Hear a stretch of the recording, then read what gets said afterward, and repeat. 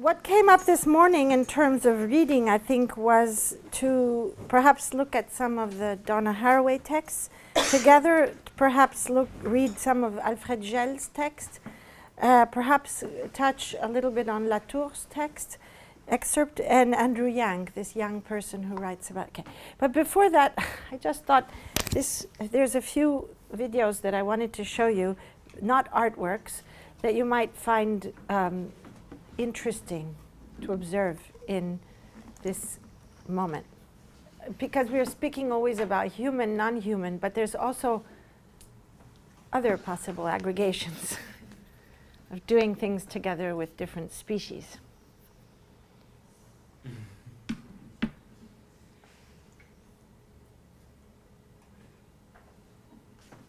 Which clearly the dog doesn't want to hurt or hunt, clearly. They are playing.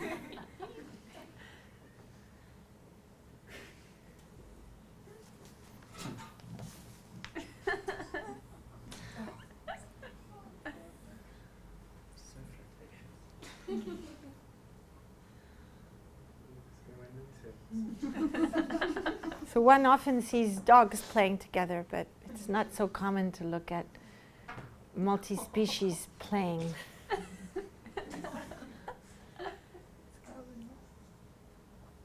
So the dog goes away, gets bored, and the bird wants to still play.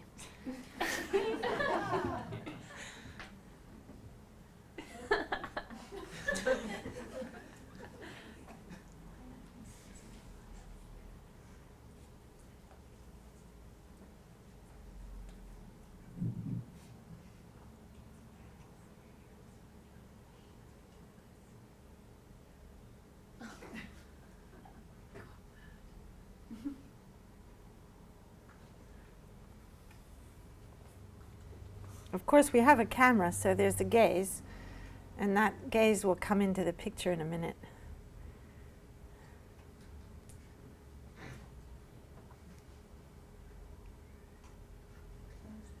And there's an object that's being fought over, or competed over, or playing over, and an imitation. I mean, it's rare that birds would, do that if they're not trying, in a dialogue of mimicry. The magpie is also mimicking the dog's... Yes, exactly. Yes, that's what I mean. Mimicking the dog, exactly. This question of mimicry is not for purposes of survival, but of play or communication, speaking another language.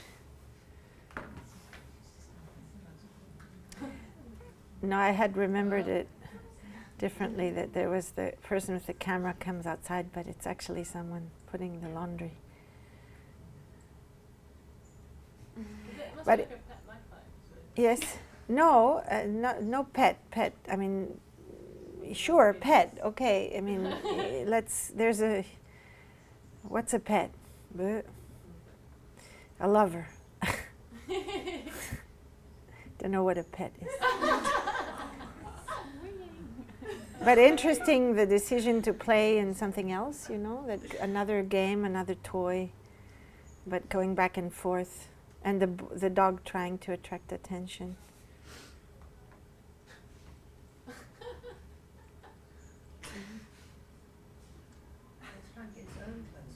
Yeah.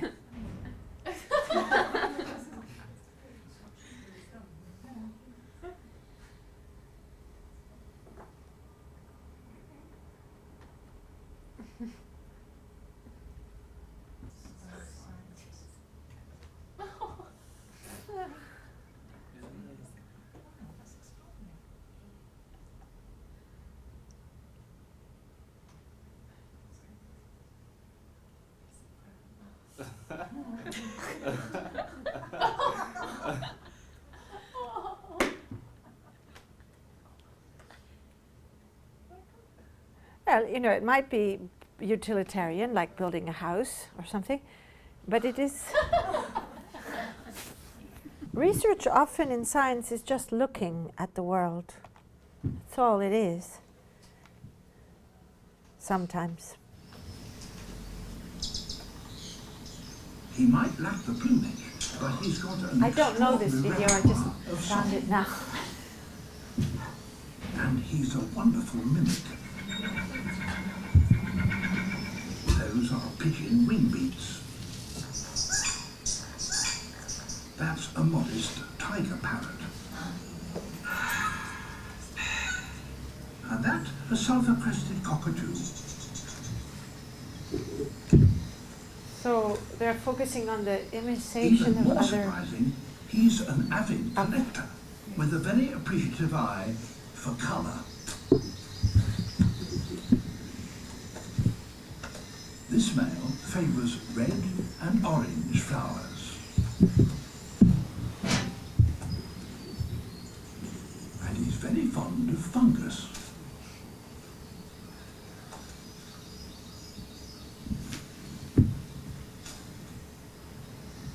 Not everything he collects stays where it should.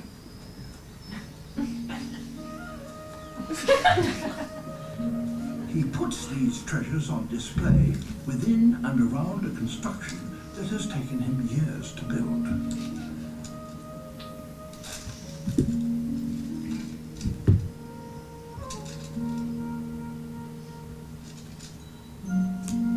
A giant bower woven around a central sapling, carpeted with moss.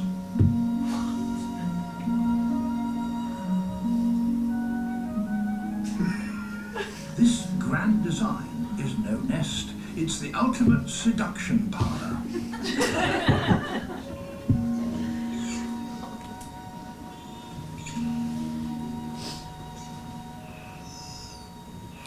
In that quote from the Hannah Arendt yesterday, having read Alva Portman, she said that this vanity, this wanting to be looked at, is one of the deepest things it is to want This to be one loved. prefers darker colours, decorating his bower with deer Oh, dung. so you see stylistic difference. This is very different. And charcoal. Full screen? Visual effect is of crucial importance. Clearly, he hadn't planned on all this sprouting fungus.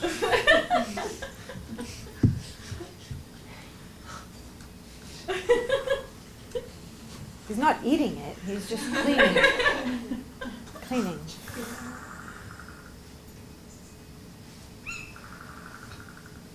He and his nearest rival live a stone's throw apart. Competition is intense. It's the dung ball bower that is the first to catch the female's attention. He withdraws while she inspects his workmanship.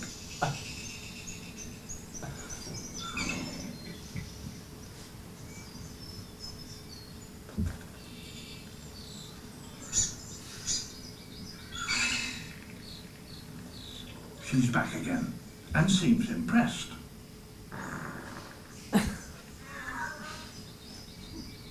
But on closer inspection, she's less convinced.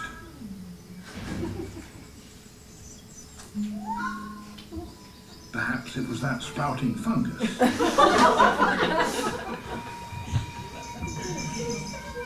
Back at the flower bower, the male Flower performs a dress bower. rehearsal. This BBC guy. He senses she's watching.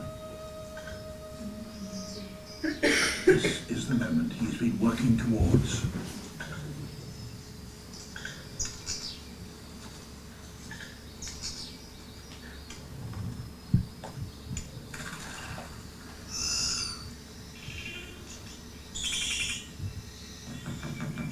His bower channels his song in her direction.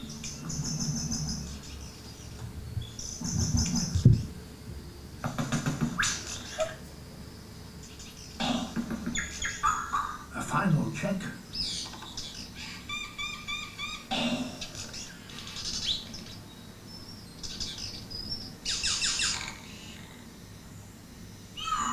All is to her liking.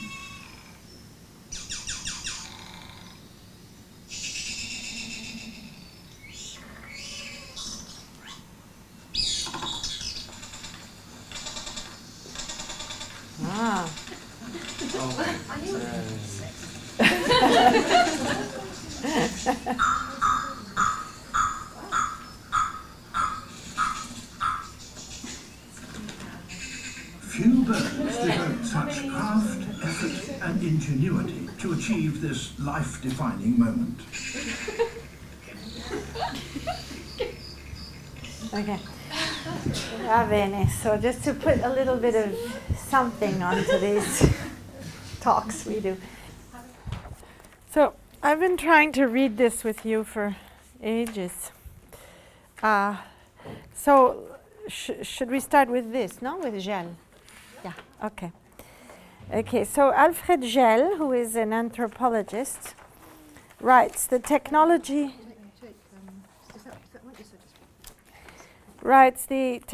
of enchantment and the enchantment of technology.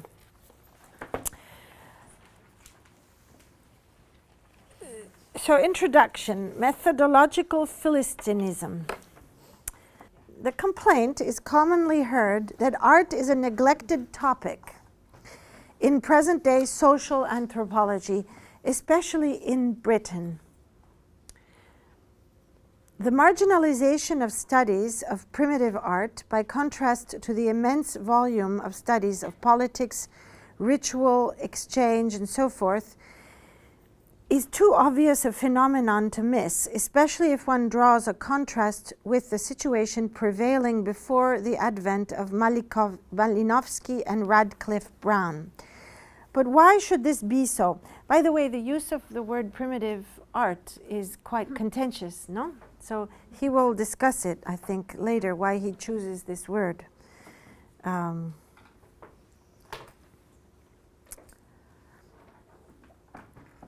I don't know who Radcliffe Brown is. Who is Radcliffe Brown? He's another Sociologist. So, but why should this be so? I believe that it is more than a matter of changing fashions in the matter of selecting topics for study. As if, by some collective whim, anthropologists had decided to devote more time to cross-cousin marriage and less to mats, pots, and carvings. On the contrary, the neglect of art in modern social anthropology is necessary and intentional, arising from the fact that social anthropology is essentially, constitutionally, anti-art.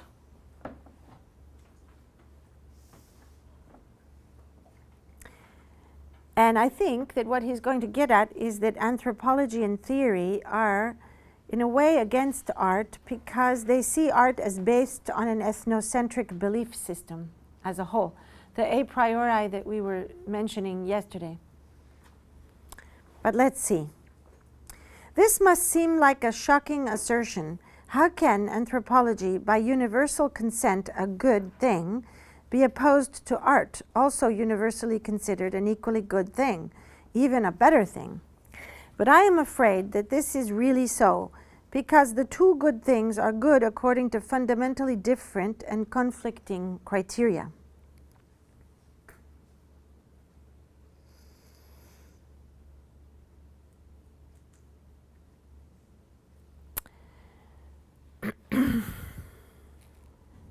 When I say that social anthropology is anti-art, I do not mean, of course, that anthropological wisdom favors knocking down the National Gallery and turning the site into a car park.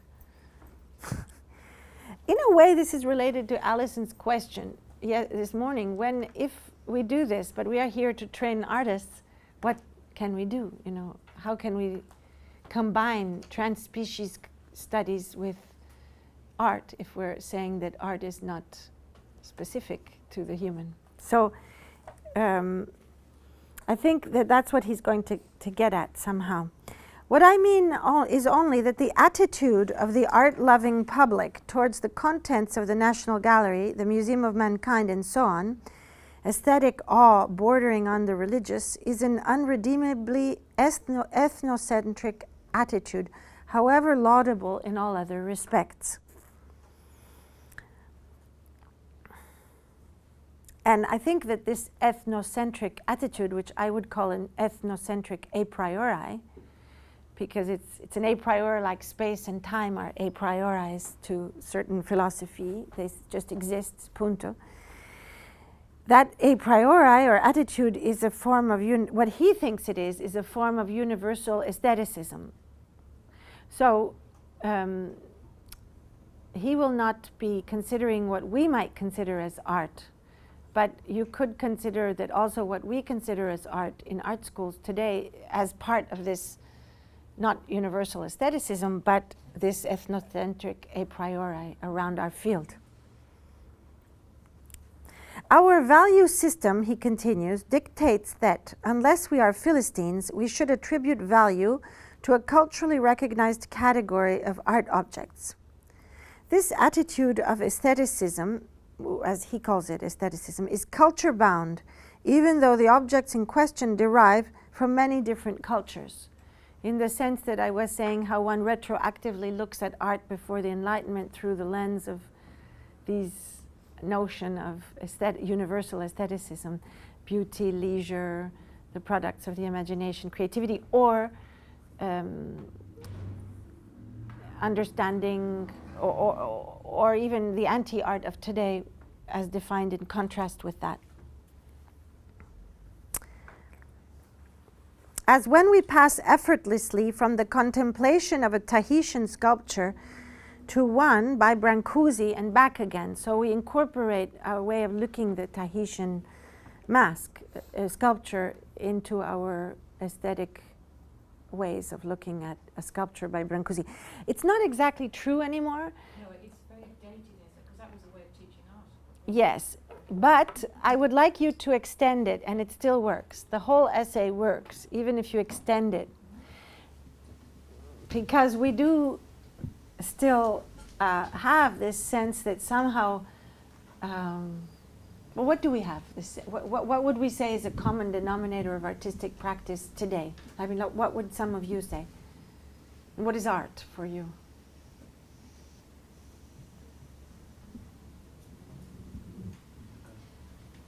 Well, it is being extended back out into the world and back out into other cultures.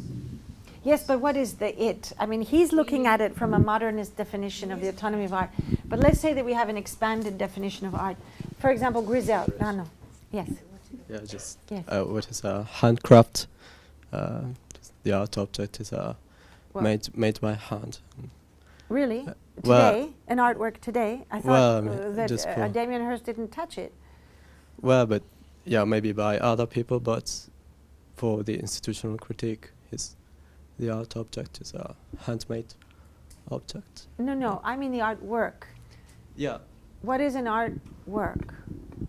But you've got, I think you're asking a really complicated question, because At the obviously beginning of the text. the beginning of the 20th century, that relay was made possible by two different things. Brancusi looking at something other than Europe, and then the Europeans putting what Brancusi did next to things they got from Europe. Yes. So today, I don't think there What is would the anything equivalent- that has the sort of central status that a modernist sculpture had as the object around which those relationships would work. So when you ask what would be the equivalent of Brancusi today, Or if we expand that you might that. put beside something that isn't part of an official art world, it might be going back to... No, part of an official art world. I mean, that would be legitimately in Frieze Art Fair or an exhibition at... I don't know whether this is the right point, but it reminds me of what the Henry Moore Institute did a couple of exhibitions ago. There was one bit where there was an unnamed mineral. I think it was a mineral. Yeah, in different matter, and putting together things that were kind of what would the word No, be? I But think don't know that whether- that's not what I'm asking. I mean, I'm starting to read this text saying that social anthropology does not want to study art, let's call it modern art or contemporary art as well, because they find that field is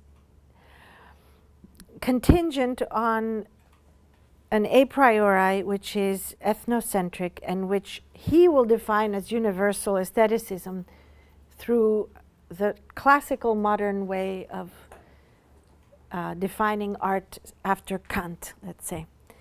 But I'm saying that when we read this text, we should be able to extend it. I think it works. The argument that he will make later on in the text will work, even if we're talking about Andrea Fraser and Mark Dion, even if we're talking about Janet Cardiff and Francis Alice, even if we're talking about Henri Sala and any artist, performance artist, sculptor, installation art, conceptual artist, all artists that are somehow subsumed into this broad category of art that has many subsets in it, many art worlds. But I think that this text works even for an expanded contemporary notion of what art is.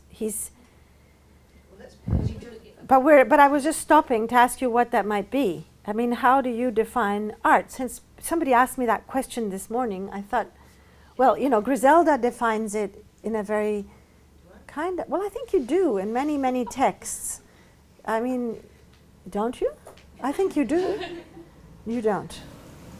Aren't all those examples that you just kind of reeled off, to me what holds them together is their kind of artlessness, in terms of they're not, I don't know, isn't the kind of expanded idea kind of, isn't that idea of art kind of like dissipating in terms of what we're talking about as contemporary art? Is a completely different thing to what like the modernist art object is. Yes, but what is it, contemporary art? I would say This is that, what we're all on a huge journey to try and work out. but for me it's closer to the kind of Duchampian idea that you said earlier on, in terms of like, if it's in Frieze or it's in the art fair, then it's contemporary art, and like, you know, the kind of problematics around that. But the Basel Art Fair refused 10 years ago to show Aboriginal traditional painting made today because they said it wasn't contemporary art. But they do show Sol LeWitt that looks just the same. So I think that there is this point that you just said, which is a kind of intention, that there has to be an artist that has an intention to be making art, first of all. So that is part of the a priori of today. Second, I would say the a priori of today is critical consciousness, a kind of generally art that is modernist, isn't even contemporary art anymore. It's some sort of leftover outsider art from the past. So there has to be some form of critical consciousness. And thirdly, I do think that this sense of the uselessness of it somehow remains even in the most activist art project, because one person will become a political activist and one person will become an artist activist based on the fact that the artist activist doesn't care if he or she is really successful. Somehow the endeavor itself of protesting this or that is the thing, is the artwork itself. So there isn't a notion of success, utility of an end. In some way, it is taking the end and turning it into a means. So it's not a means to an end, but it's taking an end and turning it into a means. Political activist artworks. So even in the most distant from this definition of modern art, we can still say that there are a number of a prioris that we use in defining or self-defining something as an artwork.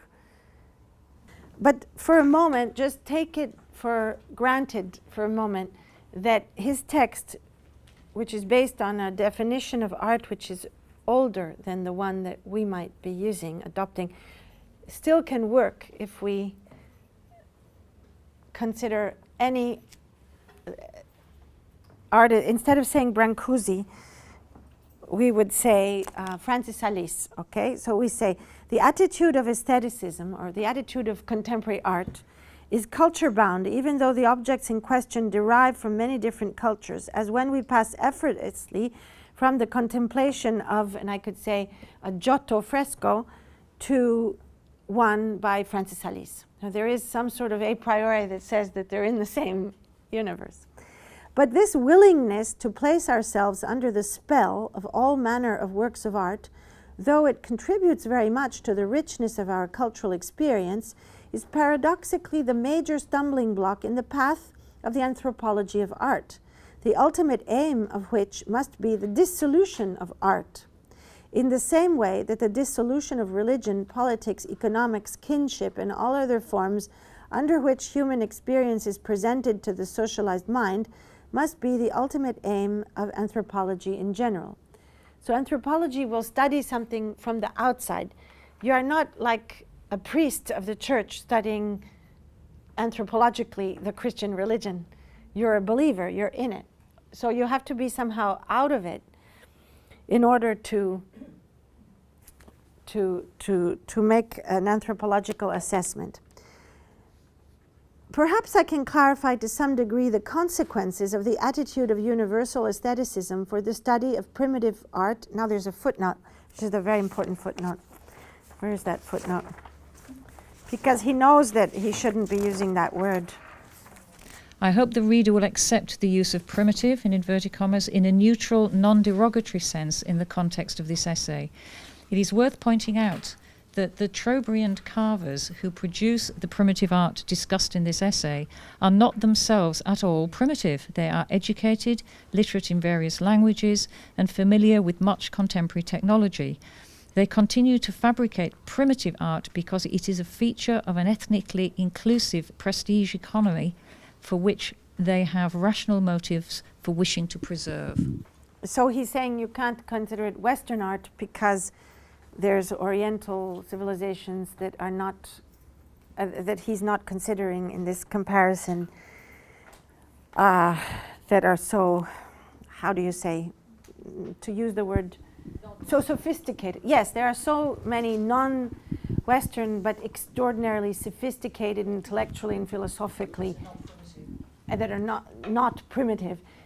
So that's why he doesn't use this contrast Western or non-Western. It doesn't make sense to him. I would probably have used the term indigenous, oddly enough. Yes, he's not aware of that, the same way he's not aware of what we consider contemporary art. But you could call it indigenous or something, because that you find as contemporary practices all over the world. And in India, for example, tribal art is indigenous. It's by a minority, and it is not of the same as the highly sophisticated contemporary or ancient Indian art. Jenny, what is it? Please could you tell me the date of this? Because it seems to be after the late 80s. 92. So they would have... Yeah, that's a good question. I think it's 91 or something like that. But do we have a bibliography somewhere? Did I give you a bibliography? 92, okay, good. But that's when it's that's republished in that. Yes. Look it up for you. Yes, let's look it up. That's then the wrong. It may be an idea that anthropologists regard art as this, you know, they have the discipline of anthropology regards art as these classic examples.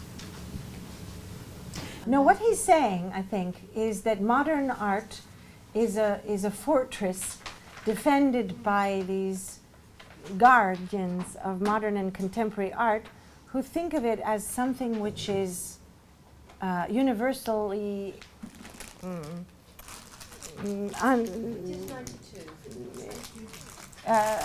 what I think he's not he's basically saying that he cannot study art because he gets stuck with a bunch of religious priests of art who cannot see art, contemporary art, as part of a cultural practice of a people of today. But they can see the primitive art that way. They can see the cups and saucers made in the 1700s that way, but not art with a big A. So he's saying, so we can't do anything with that, you know, because God forbid we touch that universe, to see it just as cultural production by people at a certain period. It is more like a religion, and the people that are in it believe it is universal. They don't see it anthropologically. But it is interesting that the article is published in 92. Yes. Given that one of the two big benchmark exhibitions are in the late 80s, which is the primitivism, but the primitivism and modern art at the Museum of Modern Art, which caused this huge scandal 84, for recycling that, and then the Magicien de la Terre, 89, yes. 89, and then of course that debate is part and parcel of what one might say begins to undo and destabilizes the very framework that he's using. So if he's in 92 quoting Brancusi and Tahitian art, he is still But so living are we. in the modernist art historical imaginary. Yes, but that's what I think we are too.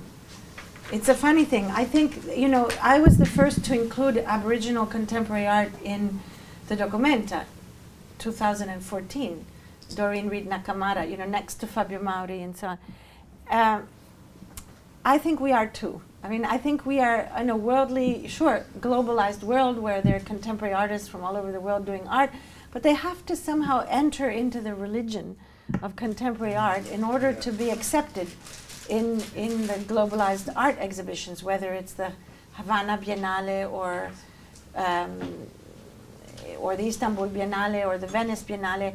The artists who are picked are artists who are trained as contemporary artists and who practice as contemporary artists and who identify themselves as contemporary artists.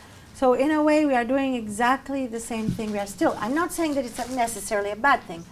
I disagree with it, but we are also in that paradigm. We've just shifted. That's why I stopped on it, Griselda, because I don't think that if you write Brancusi, if you take Brancusi out and put Francis Alice, the whole essay still works.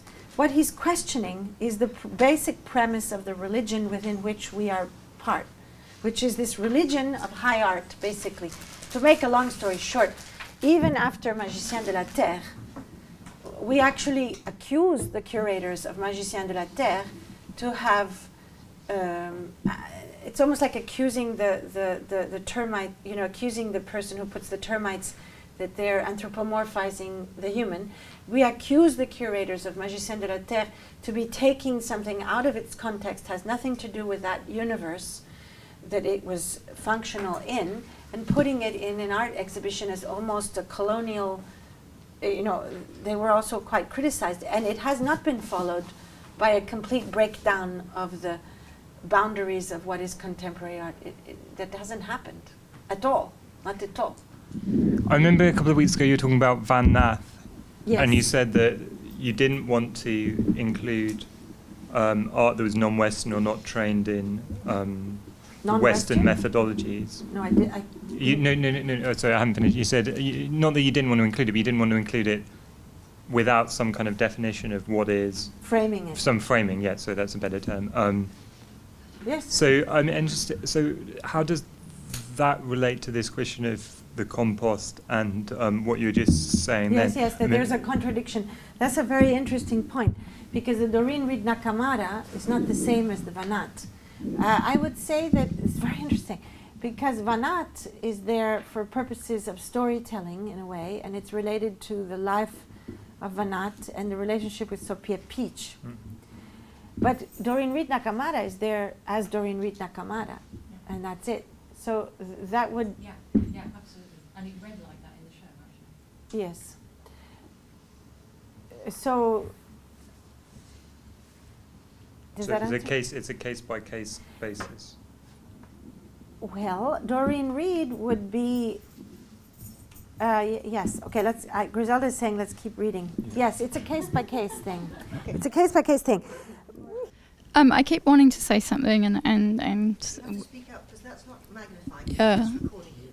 okay, I'm saying that I keep wanting to say something and then wanting to withdraw from saying anything. So I'd just like to throw perhaps two examples into the conversation, because when I read this, it's perhaps the Tahitian sculpture and Brancusi, and it's not only what can be considered alongside each other, it's also what we can consider as being at the same time as each other. And the what Griselda was talking about earlier, the 1984 exhibition at MoMA, Primitivism, there was Māori art in that exhibition, and there was also Māori art exhibited at the same time at the Metropolitan Museum of Art in New York. And so there's this kind of interesting instance of Māori art in these two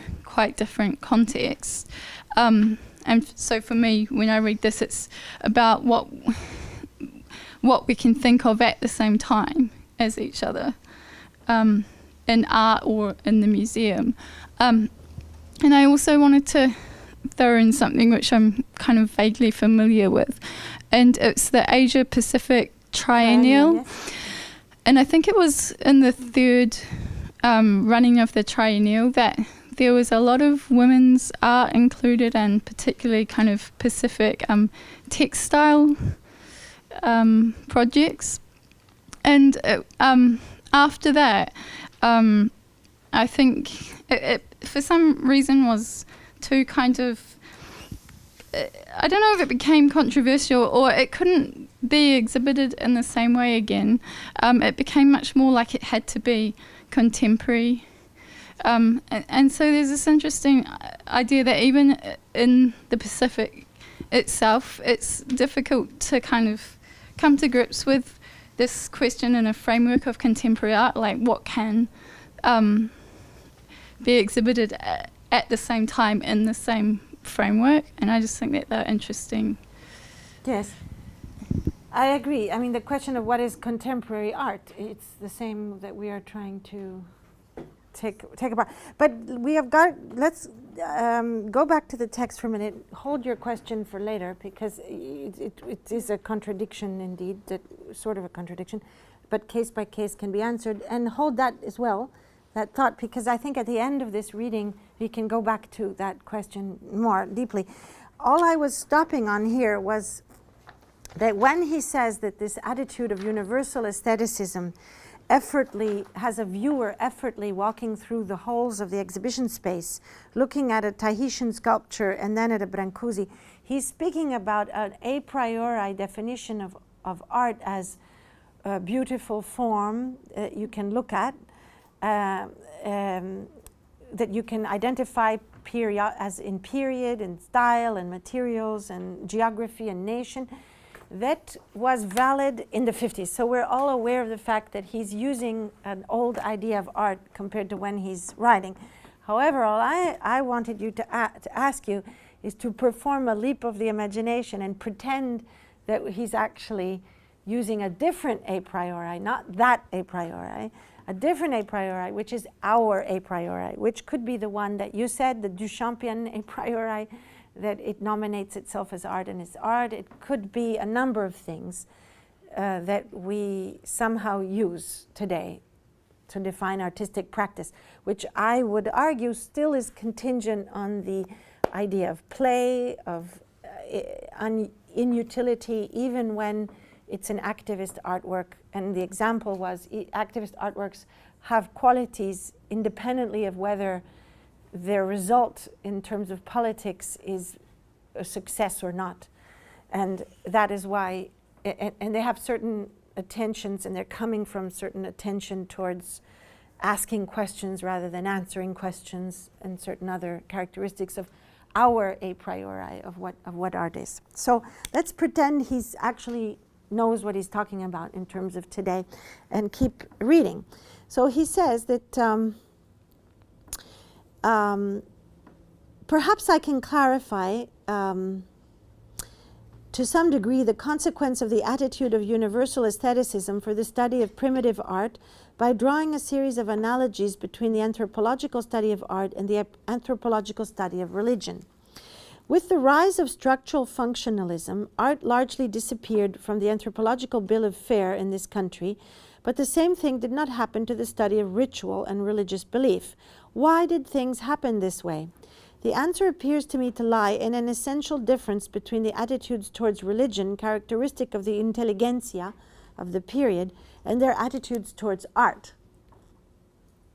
It seems to me incontrovertible that the anthropological theory of religion depends on what has been called by Peter Berger methodological atheism.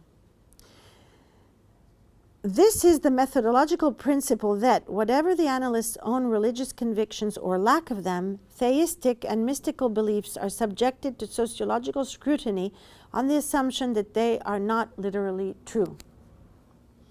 So in other words, because the intelligentsia was not particularly religious, social anthropology can study religion. But because the intelligentsia is steeped in the religion of art, anthropology can't study art because, oh my God, you're touching something that you don't understand. If you're looking at it from outside, you're not part of the initiated in this thing that we call art.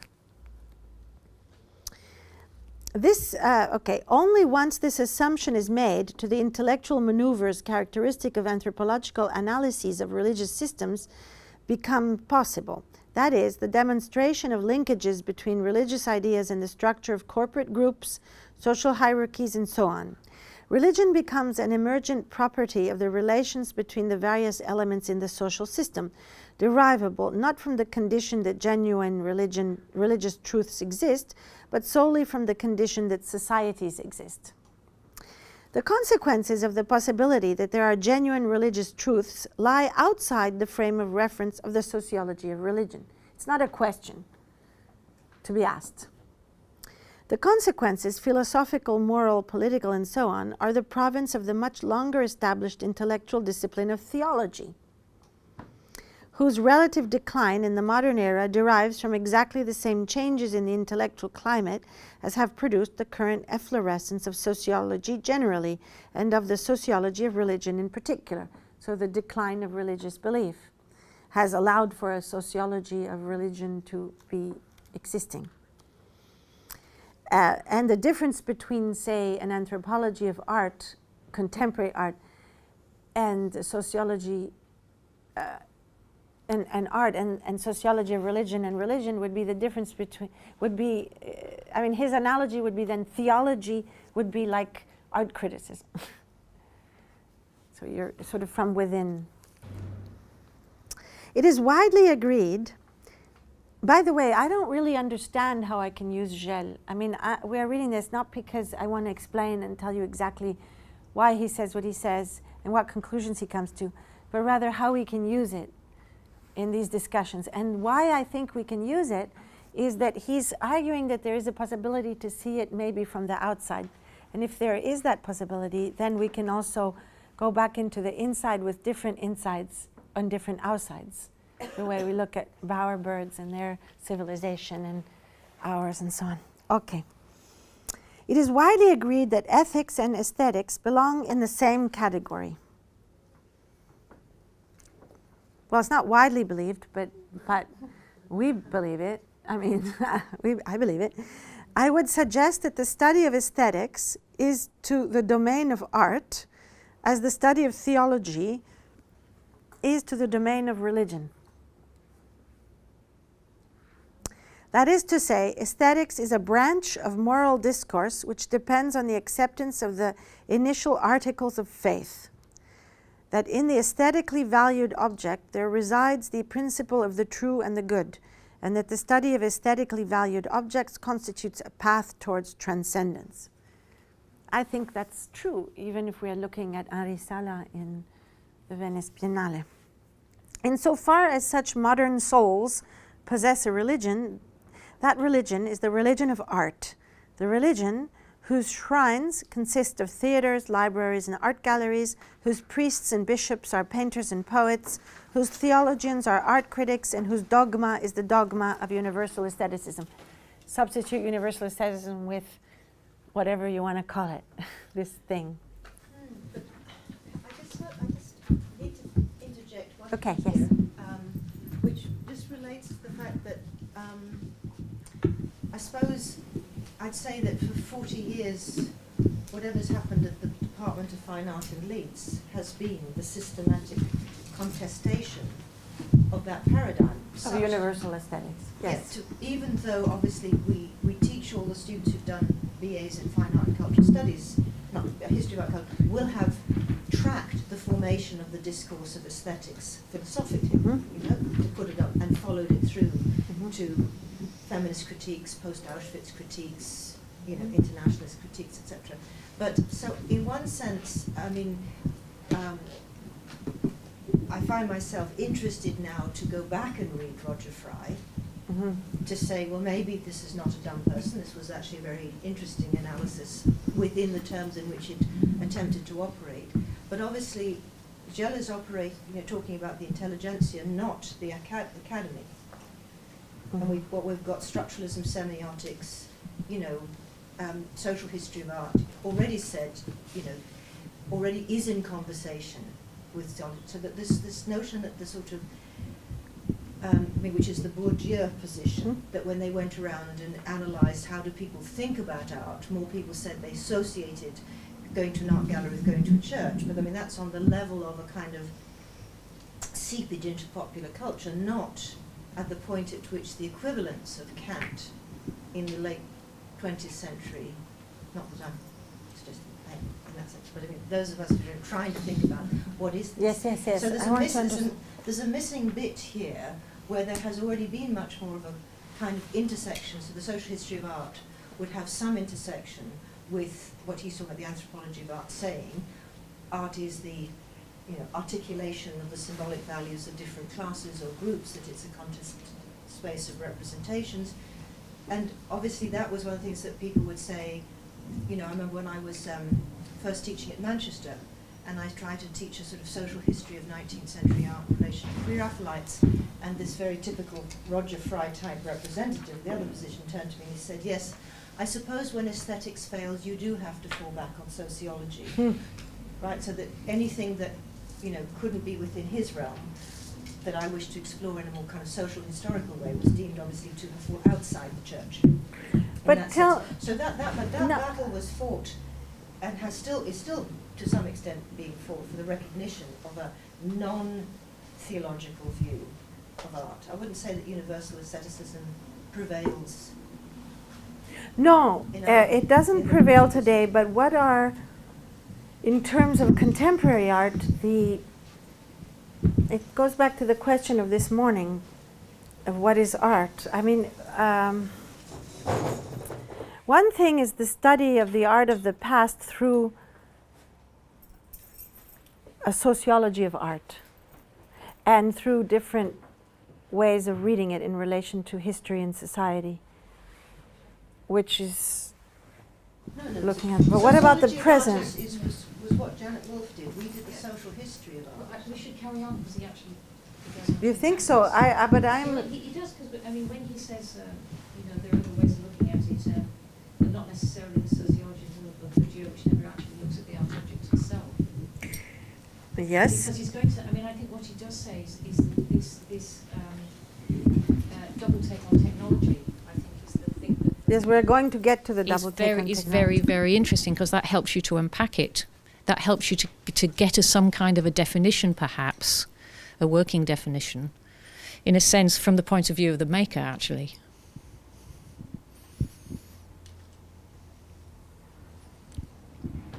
I'm still stuck on this. I'm actually still stuck on this because, Griselda, you are suggesting that there is no theology going on now, but there is a theology.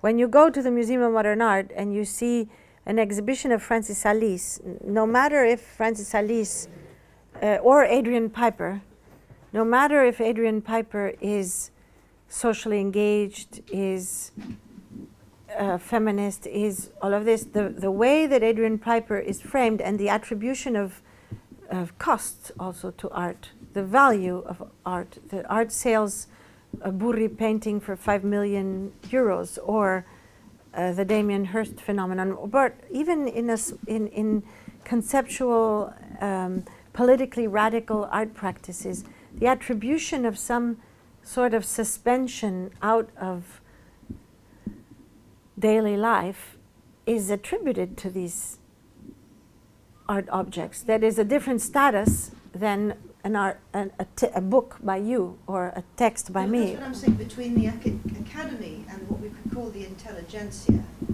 which might be, who are the people who pay for and run and practice in the Museum of Modern Art. I would say that they would definitely not recognize what we do, but I just wanted, for the purposes of students here, to remind that there has been a counter discourse from within art practice and art history. But I grant you what you exactly say, that if you take the Museum of Modern Art, you are looking at an aestheticization. But even in the alternative art space down the street, you are looking at an aestheticization because you are attributing some sort of artistic importance or I'm not saying you shouldn't, because that would be the demise of this practice called art. But even in the most radical alternative art space, when there is someone who says, I am an artist and this is my project and here it is, and the audience comes, you are in a kind of religion in the way that he is describing it. You are in a space which is self-defining itself as the space of artistic practice as opposed to the space of anything else. Like, so But I mean, what is the a there seems priori to me for us? between an a priori which says we have to agree that there is something that delimits this as an activity as opposed to another activity, and we call it art, and then some from that follow certain cultural methods for approaching it or consuming it or looking at it and things, and calling it a religion. So I mean, that would be an analogy which is made to point up the degree to which behind the a priori come beliefs. Yes, beliefs. Endow the That's what artwork he is with saying. some mystical power to transcend. Okay, so that would be very much, and you've read the sort of Alan Wallach and Carol Duncan argument about what actually happens in the Museum of Modern Art is to create the experience that you are having something as if you were in a ritual space undergoing a transformative ordeal. So that is one way to read the art museum. But I'm just careful with making it like as opposed to a productive analogy that enables us to slip from your point. What are the a prioris that we must interrogate? Yes, what are the a prioris working as now? opposed to what are the beliefs that make people behave in a certain way when they're in an environment called art? And I grant you that this endowing the experience of art with a pseudo religious atmosphere is part and parcel, but as a social historian of art, I would come along and remind you, that is part of what, the moneyed classes who make those institutions function do to make sure that the things that they trade in Have value. And they invest a lot in making things get shown and acquire this hyper thing. So there's a very interesting debate. Well, yeah, maybe the point is that me being a curator, having come from making exhibitions, I read this and I recognize. I say, okay, he doesn't understand what art is now. He's talking about Brancusi and not Doris Salcedo. But I say, oh, he's right. I am inside. I'm like a vestal of art. I'm inside. I would go to great lengths to get Susan Phillips to get the right space and to obtain it and to have the possibility of making this work, to enabling this work to occur, and then experiencing the work does have a characteristic that so I am subject to this kind of belief system. The statement you made yesterday about what the documenter did wasn't a religious statement. It was a statement that art could engage with questions of fundamental importance as a form of knowledge or a form of research in relation to other forms of research. Yes. That gave it the sense of its. It can have a significance as a distinct practice amongst others, without falling into. And you can show, as you did in your exhibition, exquisite sensitivity to what would make each artwork, have its presence in the form that it was imagined and the form that the viewers could experience. So I think that's another really crucial point, because beautifully curated exhibitions are also curated on behalf of the viewers. Of course. That they are going to actually have the best way of seeing something, and there's the maximum possibility of the encounter. But that doesn't have to be. I mean, I want to I'll put an underline. I was just wanting to say that it's not absolutely religious. We can't have just a notion that it's religious if there's any kind of investment of value or significance or respect. No, he's saying that it's analogous to religion, so that theology would be analogous to art criticism, versus anthropology of religion would be something that is not practiced very much. And you're saying it is practiced widely in the academia. It's possible.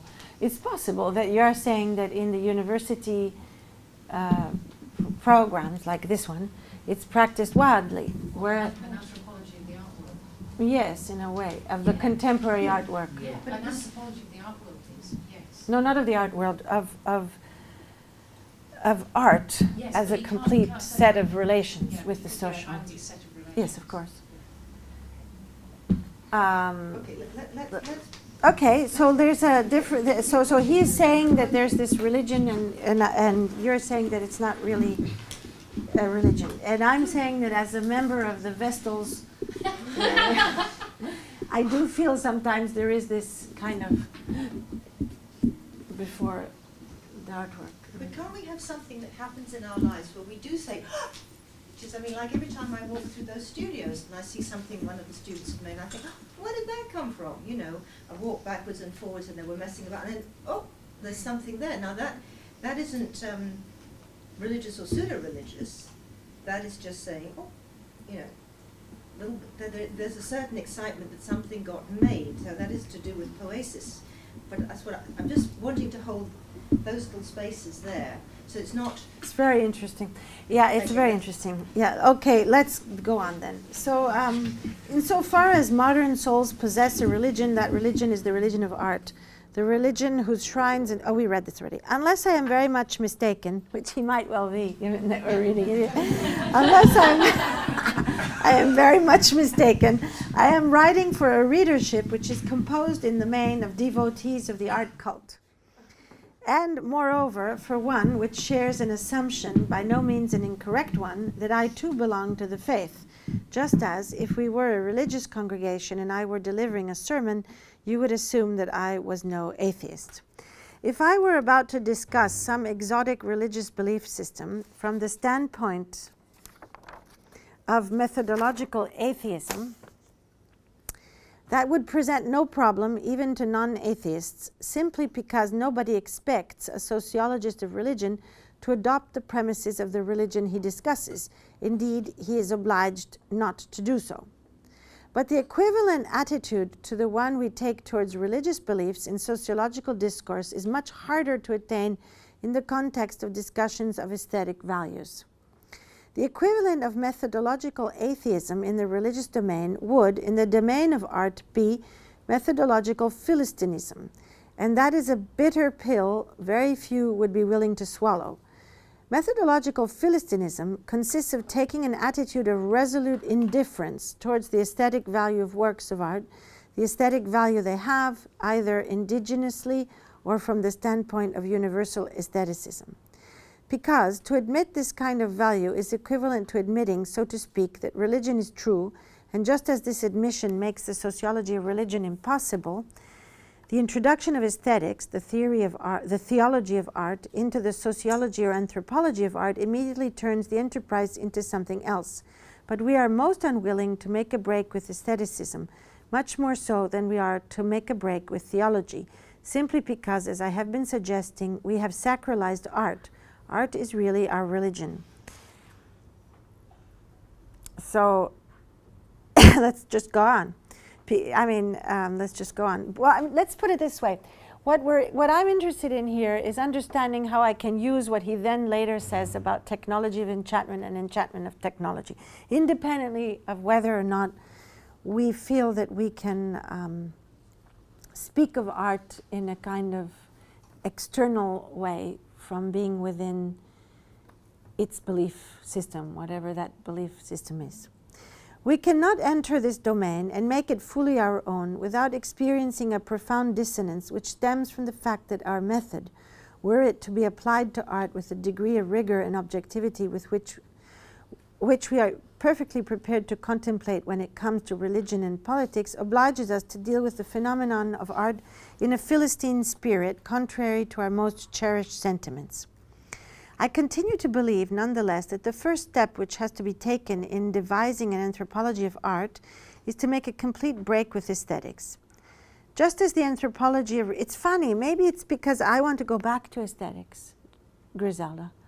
You know, when I'm looking at... You can only look at the forms made in the sense of aesthesis and the knowledge that comes from the perception of the senses. Maybe it's a reverse process that I'm interested in performing. Anyway, which has to do with the word enchantment.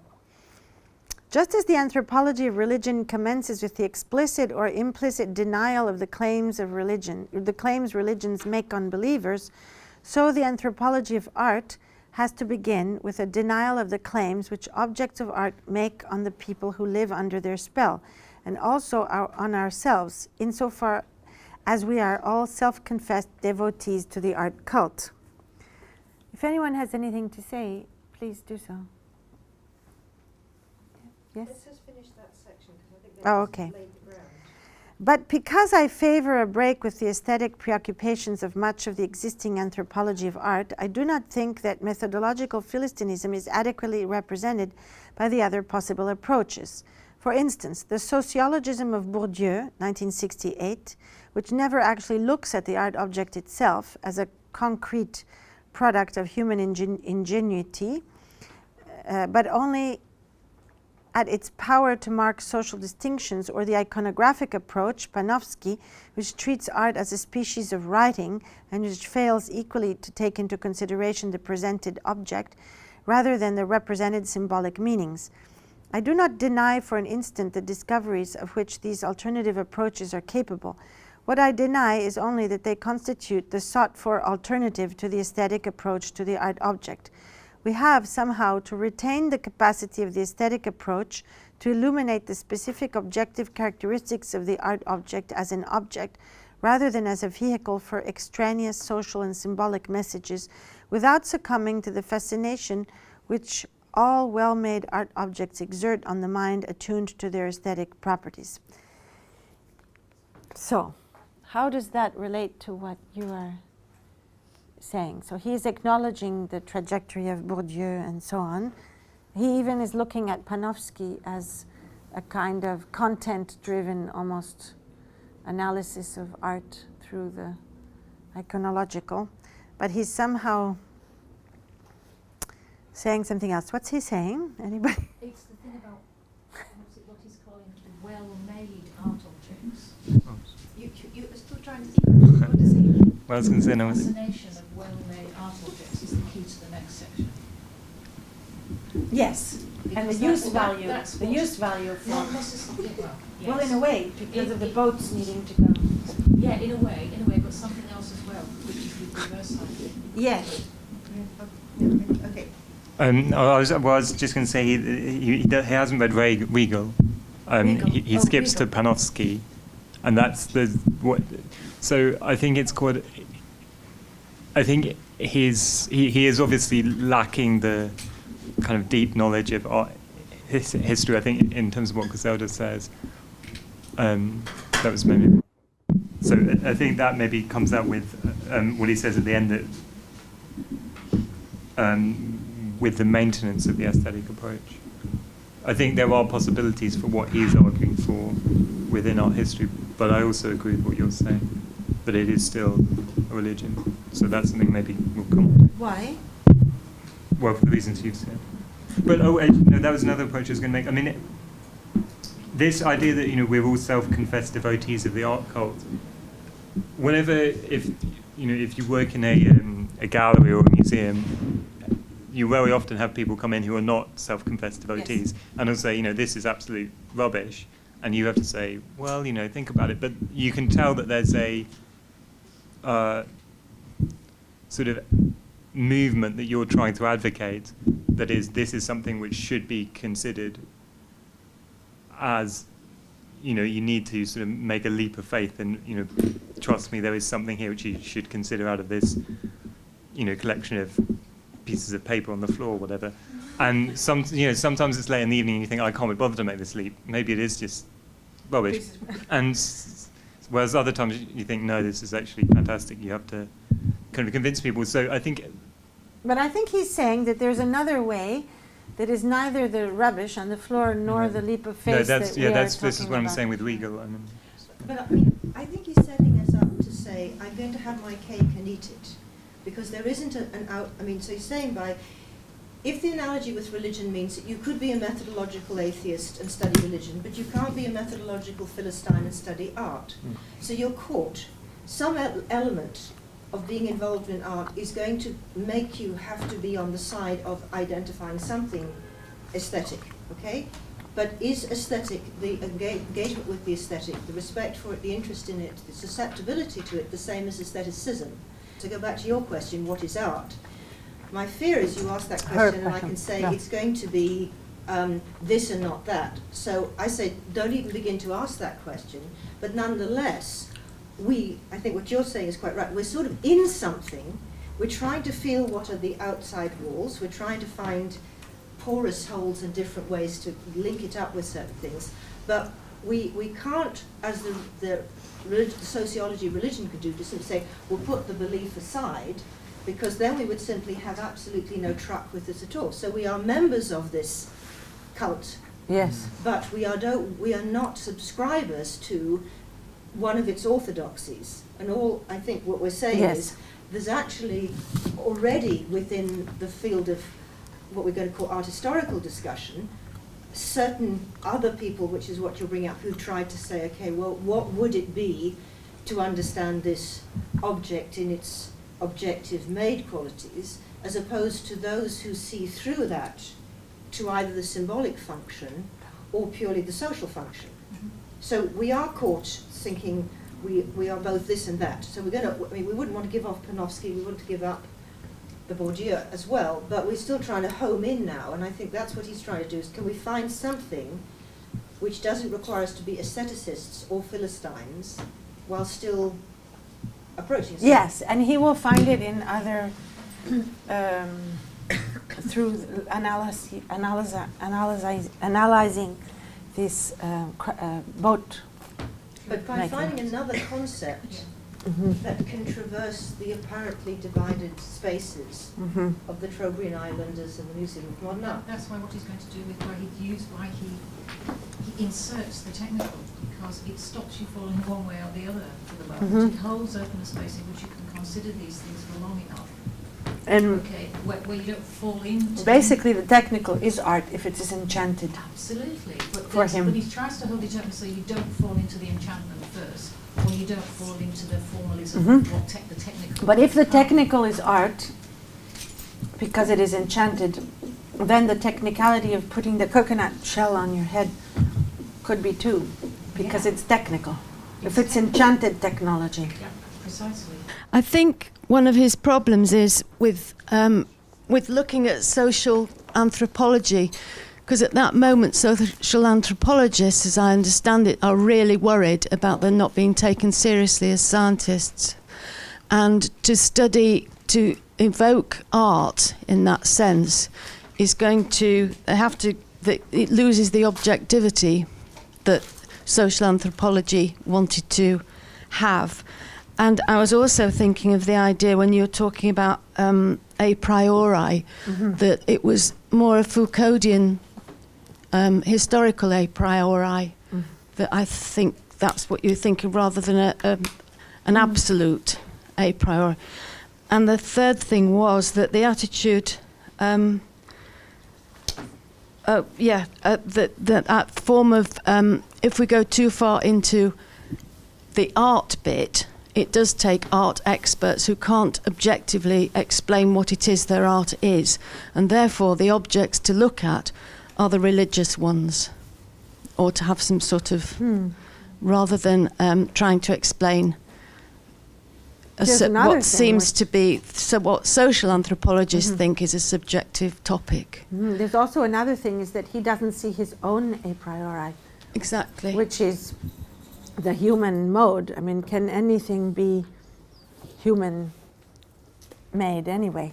So his own a priori is not questioned at all. But okay, let's start to. Could anyone else read, perhaps? Or In this essay, I propose that the anthropology of art can do this by considering art as a component of technology. We recognize works of art as a category because they are the outcome of technical process, the sorts of technical process in which artists are skilled. A major deficiency of the aesthetic approach is that art objects are not the only aesthetically valued objects around. There are beautiful horses, beautiful people, beautiful sunsets, and so on. But art objects are the only objects which are beautifully made or made beautiful. I would have a problem with that. I mean, that is the problem that we were discussing yesterday and today. I mean, it's a very banal old idea. Okay. Okay, but we'll hold it there. Okay. There seems every justification, therefore, for considering art objects initially as those objects which demonstrate a certain technically achieved level of excellence, excellence being a function not of their characteristics simply as objects, but of their characteristics as made objects, as products of techniques. I consider the various arts, painting, sculpture, music, poetry, fiction, and so on, as components of a vast and often unrecognized technical system essential to the reproduction of human societies, which I will be calling the technology of enchantment.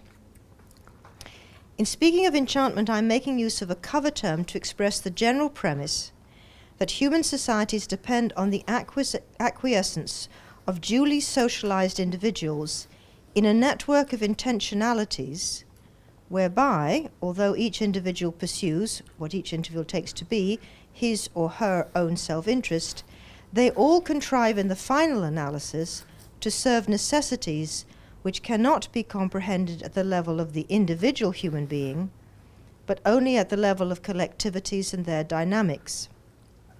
Mm-hmm. As a first approximation, we can suppose that the art system contributes to securing the acquiescence of individuals in the network of intentionalities in which they are enmeshed.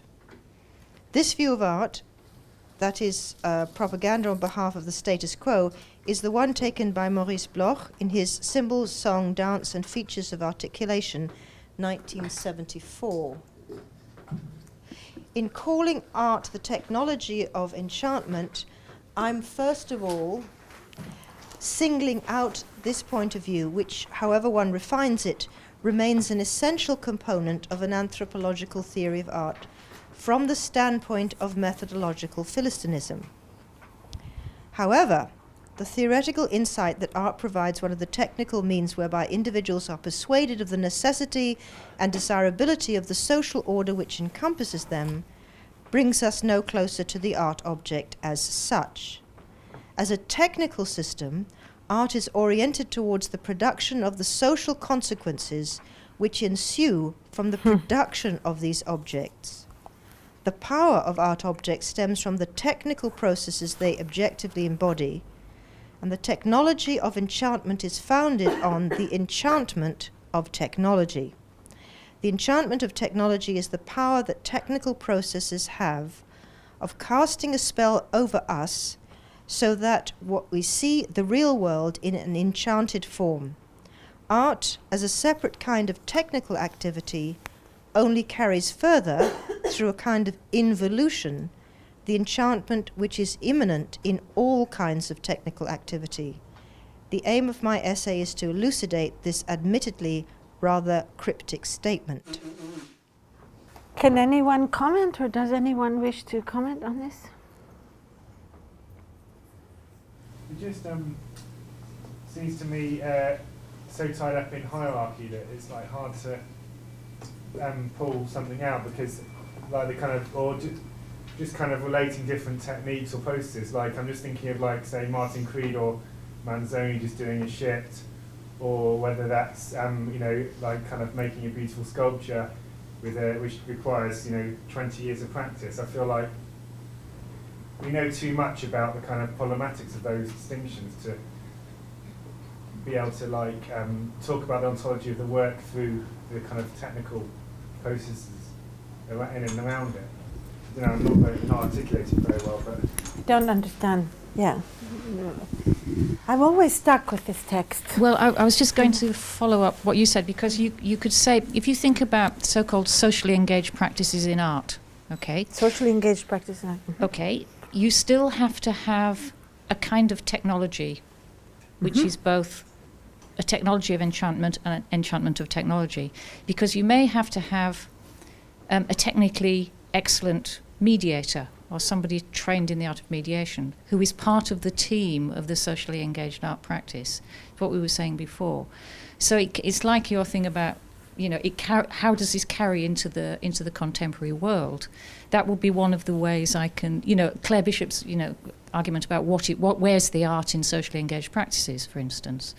You might say that it's in the technical skills of those individuals who are part and parcel of that practice, which is not a sociological practice.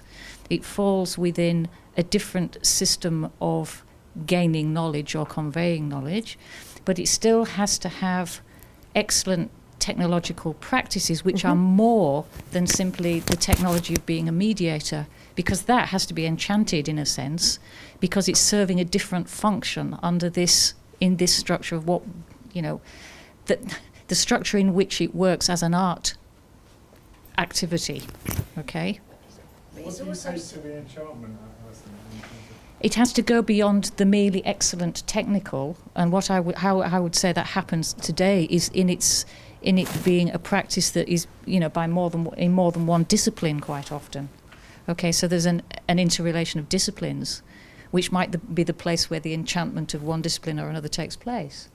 I mean, I'm being kind of imaginative about it, I have to say, but in one sense, I've kind of seen that happen in practice, socially engaged practices, where you have individuals with different technical skills who operate under the rubric of art rather than under the rubric of political mediation or, you know, any other discipline it might be in.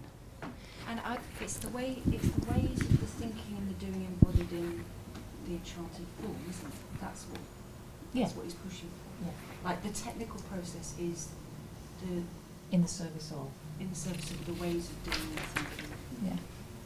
And I still think that he's trying to push it so that he can get us to look at objects in art anthropologically, because if the objects of social anthropology are magic, enchantment and technical crafty skill, and if you can make art in that framework, then we can look at art that way. It doesn't seem to be particularly helping.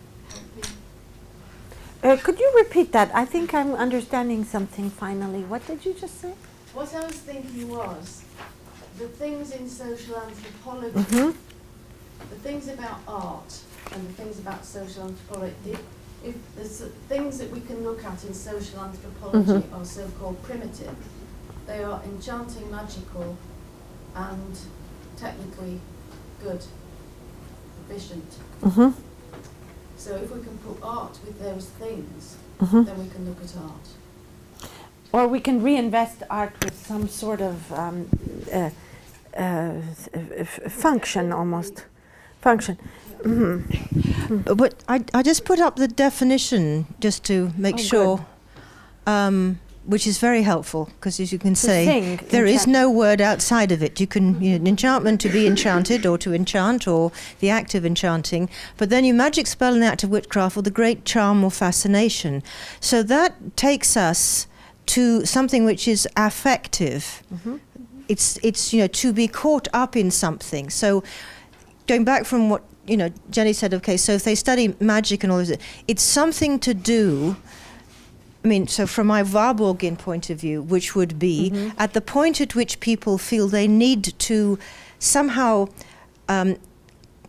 affect the world that they cannot otherwise control, they engage in various kinds of invocation, enchantment, rituals, appeasements, games and plays. So it's not useful versus useless. Yes. Right? Yes. Because it's not functional versus purely decorative, but we've moved on to a different register. So the minute I saw fascination, right, which is what holds you in some kind of relationship of engagement or allowing yourself to be something, to wish to enchant something is to try and to do something to it, and to allow yourself to be enchanted is to yield yourself to an effect that something other than you can do. So you say something is enchanting in a very sort of, but it's affect.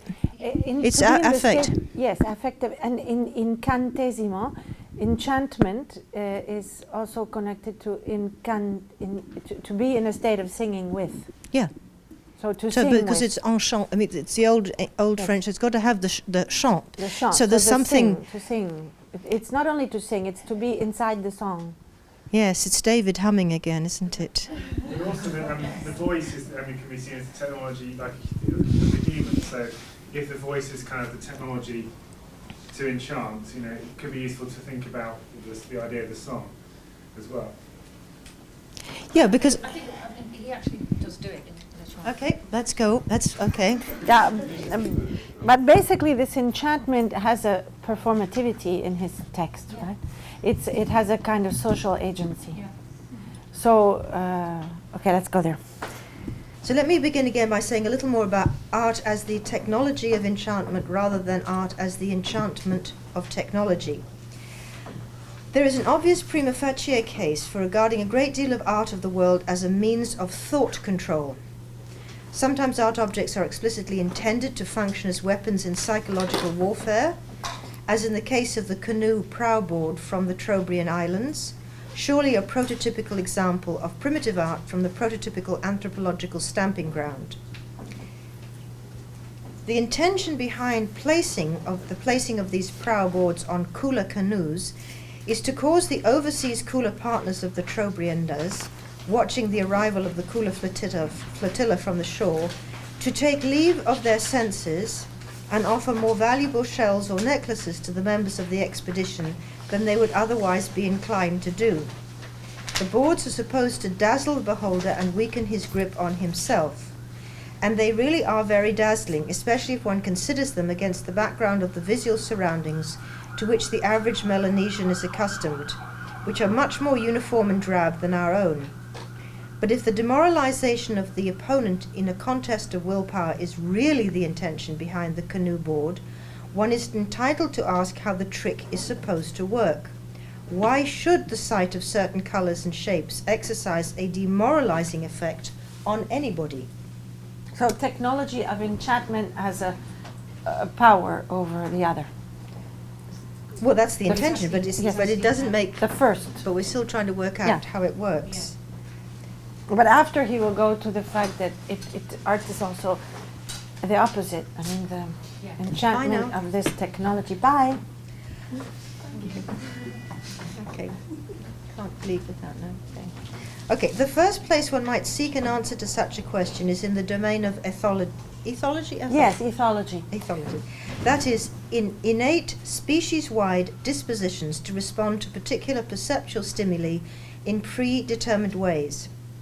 Moreover, were one to show such a board to an ethologist, they would, without a doubt, Ethnologist. Ethologist. No, to an ethnologist in this case. Oh. But it's a mistake. It's a Okay. printing mistake. Okay, They wanted to write ethologist, obviously. Okay. Of course, because he's saying ethologist, like the people who would see the eyes on the butterfly wing. Yeah. So it was a printing mistake that corrected the mistake into ethnologist. Isn't that interesting? And you read it right. Okay. Well, that's what I've got, you see, in my text. Okay, anyway. Oh, really? See, Oh. so I just, it must be anyway. Different edition. So, moreover, were one to show such a board to an ethologist, they would without a doubt mutter eye spots and immediately start pulling out photographs of butterfly wings, likewise marked with bold symmetrical circles and designed to have much the same effect on predatory birds as the boards are supposed to have on the Trobrianders' cooler partners. That is, to put them off their stroke at a critical moment. I think there is every reason to believe that human beings are innately sensitive to eye spot patterns, as they are to bold tonal contrasts and bright colours, especially red, all of them features of the canoe board design. These sensitivities can be demonstrated experimentally in the infant and in the behavioural repertoire of apes and other mammals. But one does not have to accept the idea of deep-rooted phylogenetic sensitivity to eye spot patterns and the like to find merit in the idea that the Trobriand canoe board is a technically appropriate pattern for its intended purpose of dazzling and upsetting the spectator. The same conclusion can follow from an analysis of the gestalt properties of the canoe board design. If one makes the experiment of attempting to fixate the pattern for a few moments by staring at it, one begins to experience peculiar optical sensations due to the instability of the design with its opposed volutes, both of which tend to lead the eye off in opposite directions. In the canons of primitive art, there are innumerable instances of designs which can be interpreted as exploiting the characteristic biases of human visual perception, so as to ensnare us into unwitting reactions, some of which might be behaviorally significant. Should we therefore take the view that the significance of art as a component of the technology of enchantment derives from the power of certain stimulus arrays to disturb normal cognitive functioning? I recall that Ripley's Believe It or Not, at one time my favorite book, printed a design which was claimed to hypnotize sheep. Should this be considered the archetypal work of art? Does art exercise its influence via a species of hypnosis? I think not. Not because these disturbances are not real psychological phenomena. They are, as I've said, easily demonstrable experimentally. But there is no empirical support for the idea that canoe boards or similar kinds of art objects actually achieve their effects by producing visual or cognitive disturbances. The canoe board does not interfere seriously, if at all, with the intended victim's perceptual processes, but achieves its purposes in a much more roundabout way. The canoe board is a potent psychological weapon, but not as a direct consequence of the visual effects it produces. Its efficacy is to be attributed to the fact that these disturbances, mild in themselves, are interpreted as evidence of the magical power emanating from the board. It is this magical power which may deprive the spectator of his reason. If in fact he behaves with unexpected generosity, it is interpreted as having done so. Without the associated magical ideas, the dazzlingness of the board is neither here nor there. It is the fact that an impressive canoe board is a physical token of the magical prowess on the part of the owner of the canoe which is important, as is the fact that he has access to the services of a carver whose artistic prowess is also the result of his access to superior carving magic. And the carving magic, he will explain later, is this ability to be in the flow of the waves and the water, a kind of intuition of the carver in relation to his technique. So it's not just the ability to carve, but that's the next chapter. I think now I realize that the only reason, or one of the reasons, there's two reasons for having wanted to read this text, with three reasons. One is I don't understand, actually, at the end, how I can use it. Two, but that's a good reason to throw it away. But two is that Vinciane Després, the great Vinciane Després that I so much love, refers to Alfred Gell when she's trying to look at ways of seeing artistic agency in non-humans. And so I brought the text, which I don't think I gave you to read, of Vinciane when she comments on Alfred Gell. So maybe it's just one. Let's just 1 second before. Or should we go on first? Well, let's read her, because maybe we can read it through her. Can I just say about the use of the word ethology, which is Yes. a misprint? I just looked it up in ethology, the science of animal behaviour. Of course. So. No, here it says ethnology in my text. So it was a misprint. She read ethology, which is correct, but it says ethnology here, which is another term almost for anthropology. Yes, I'm always speaking about ethology. I love ethologists like Jane Goodall, and all these people are ethologists. Animal behavior, yeah. But it's interesting that I gave you a different edition than the one that I had. I took this down. I took this off the internet. On the internet, because that was too Well, this one has the mistake. It says ethnology.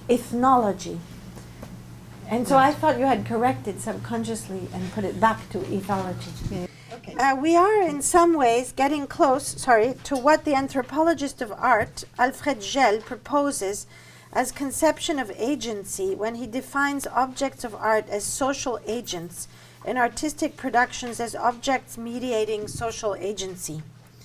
To restitute Gel's problem, we should consider his claim that anthropology is a social discipline which aims to study social relationships. It is not the discipline which aims to study culture. Anthropology of art, therefore, should not be what history of art seeks to do, i.e., to recapture the way of seeing which artists of a given period implicitly assumed their public would bring to the period. The elucidation of non-Western aesthetic systems does not constitute an anthropology of art, which is a cultural, not a social program. The anthropology of law, for instance, is not the study of legal ethical principles, other people's ideas of right or wrong, but of disputes and their resolutions, in the course of which disputants do often appeal to such principles. Similarly, the anthropology of art cannot be the study of the aesthetic principles of this or that culture, but of the mobilization of aesthetic principles, or something like them, in the course of social interaction. This leads Gel to view art as a system of actions intended to change the world rather than encode symbolic propositions about it. He takes as an example a warrior's shield. The design is not to be seen on a battlefield by the opponent warrior as an aesthetic object. It is indisputably a work of art in the kind interesting to the anthropologist, but its aesthetic properties for us are totally irrelevant to its anthropological implications. Anthropologically, it is not a beautiful shield, but a fear-inducing shield. Like in this other essay by Gel, it has an ability to enchant this. The innumerable shades of social emotional responses to artifacts of terror, desire, awe, fascination in the unfolding patterns of social life cannot be encompassed or reduced to aesthetic feelings. Art-like situations, Gel explains, are those in which the material index, the visible thing, permits the abduction of social agency, abduction being an inference which allows the sign to acquire its meaning. Or it is, according to Pascal Boyer, induction in the service of explanation. In this context, the art object has the peculiarity of being seen as the outcome and or the instrument of social agency. Gel adds that this theory is not concerned with philosophical theory that presupposes the autonomy and the self-sufficiency of the human agent, but rather with the kind of agency artifacts acquire in conjunction with specific associates, once they become enmeshed in a texture of social relationships. Gel explores at great length, all the situations where one may see each of the agents, art, object, prototype, artist, patron, exchanging each other's positions, sometimes being patient vis-à-vis the others becoming agent, sometimes agent vis-à-vis the becoming patients, sometimes both. I would suggest, even if he does not use the word very often, that Gel is in fact talking in terms of responsibility. This word is neither in his work merely a causal term, nor is it used in an intentional sense, but it appears in the large sense of being responding and being responsible, in a sense which may be very similar to the one Etienne Souriau used to designate the responsibility of the artist to respond to the requirements and demands of the œuvre à faire, the œuvre which requests its becoming into existence and into achievement. According to Souriau, the œuvres are real beings, but whose existence requests promotion on other planes. They lack existence, be it only because they enjoy only physical existence. I don't understand that. The œuvre, in other words, appeals for its fulfillment in another mode of existence. As Latour comments, everywhere building, creating, constructing, laboring means to learn how to become sensitive to the contrary requirements, to the exigency, to the needs, to the pressures of conflicting agencies where none of them is really in command, especially not the maker who spends nights and days trying to live up to his or her responsibility, to what Etienne Souriau has magnificently called instauration or l'œuvre à faire. That's a whole other agency. That's a whole other question. Agency, therefore, appears clearly as the capacity to be enabled, not only to make others to do, but to make others be incited, inspired, requested. This is how œuvres or divinities achieve their existence and acquire agency. This is how we saw flowers gaining agency through their becoming enabled to make their companion pollinators be moved by them. She was looking earlier in the text to this flower insect. And this is how the latter could themselves be agents, through their becoming enabled to make the flowers able to attract them, and in turn to be moved by them. This is why agency always appears in a flow of forces. Agencies spring in a flow of forces. In agencement is the term that Deleuze uses, that in English is translated erroneously assemblages, but it means a series of consequences, like in a chain effect, that make more agencies. The one who makes others do, the one who makes others move, the one who inspires others to be inspired, and the one who is therefore induced, mobilized, or moreover put in motion, activated. Returning to Gel's patient-agent dichotomy, in this perspective, this is not a contradictory scheme along the passive and active dichotomy. Not only each agent may be patient, but on the other hand, the sphere of activity and the sphere of vulnerability may overlap. And on the other hand, still according to Gel, it is important to understand, though, that patients in agent-patient interactions are not entirely passive. They may resist. The concept of agency implies the overcoming of resistance, difficulty, inertia. He adds, art objects are characteristically difficult. They are difficult to make, difficult to think, difficult to transact. They fascinate, compel, and entrap, as well as delight the spectator. Their peculiarity, intransigence, and oddness is a key factor in their efficacy as social instruments. So she's commenting, not this text, actually. The big text he wrote was in just Yeah. before he died, which is, I think, Art and Agency. Yes, But which is she's but commenting. obviously you can see how the two Yes. are How can we use this and go back? are related.